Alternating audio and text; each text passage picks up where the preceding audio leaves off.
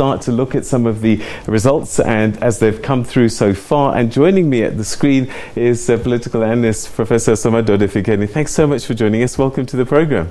Thank you. Thank you. All right, let's take a brief look at what the results are telling us now at the moment. And we start with the National Assembly picture. And this is after 42.9% of the votes have been counted already. A good turnout, 65%.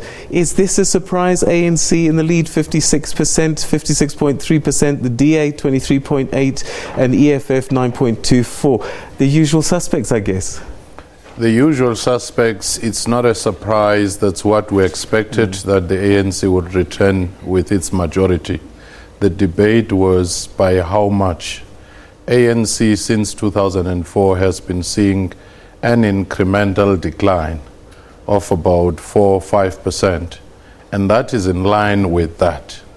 But the question will be in the urban areas, where in 2014 and in 2016 we saw a dramatic drop.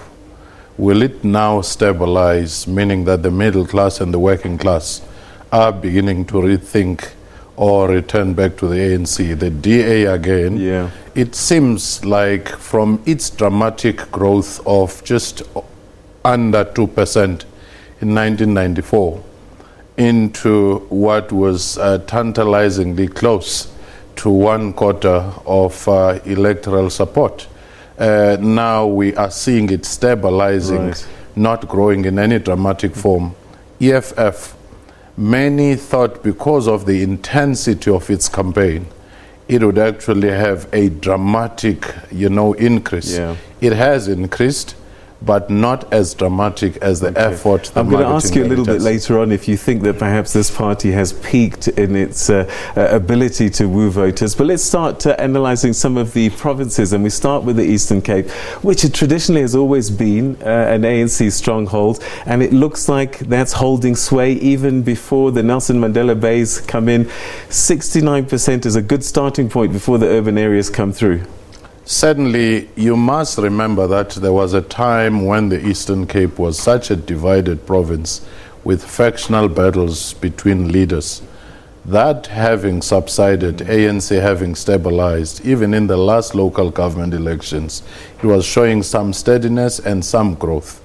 And you're beginning to see that ruling party rebuilding itself.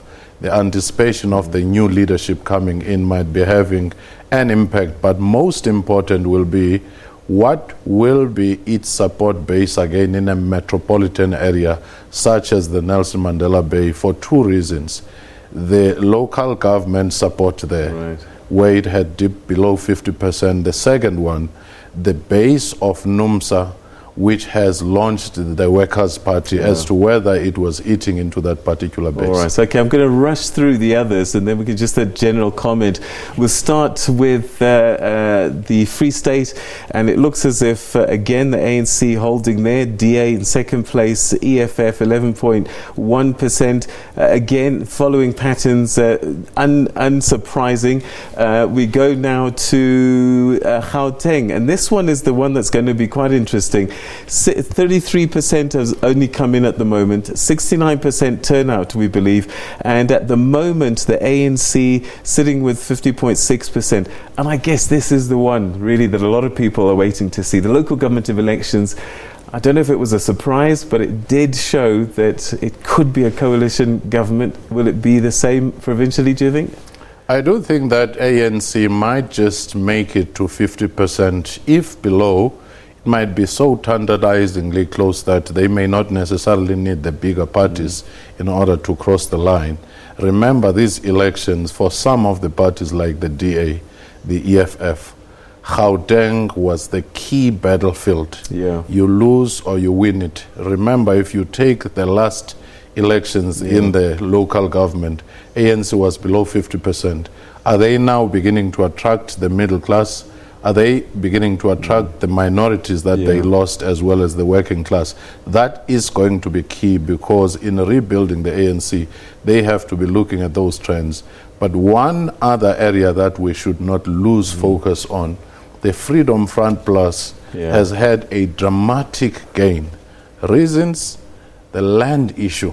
Once you say there'll be expropriation of land without compensation, it galvanized its constituency of whites and Afrikaners into an existential crisis. This was happening at the same time as the language issue was happening, losing ground in universities and some schools where Afrikaans was being pulled as the main language.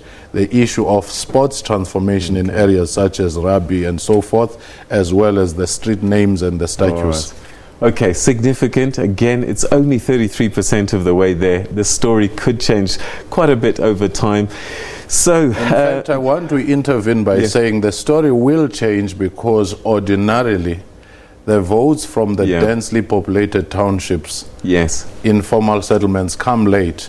So where DA seem to perform very well at the beginning, and some of the parties from areas which are well organized with infrastructure, increasingly you see them going down, whilst other parties like your ANC, EFF, IFP and so forth start to pick up. All right, and then in a minute, let's try and see what we can make sense of KwaZulu-Natal, because there we had the IFP slipping over time, and then there's been a resurgence there, NFP going the other way. So ANC, IFP, those will be the top two, I guess, at the end of this story. Without any doubt, IFP returning to its main opposition role. Remember that IFP since 1994 has been on a steady decline, straight line going down. In the local government elections, they started picking up. Reason, the NFP. At the death of the NFP, the IFP was rising. The second one could be, that still has to be verified. People tend to vote for a person who comes from their area if he is the president. So they will strategically cross over and give their votes to that particular president. And once that president is no longer there, they return back to their base, and those might be the reasons. But there's one rider though. IFP has to manage the transition from the Buthelezi leadership so very carefully, because these gains are not guaranteed. It might just be his presence and his image. All right, so we'll take a look at the other provinces and a bit more analysis into the Freedom Front Plus, the fate of the UDM, and also some of these newer parties like the ATM and their fortunes in a while.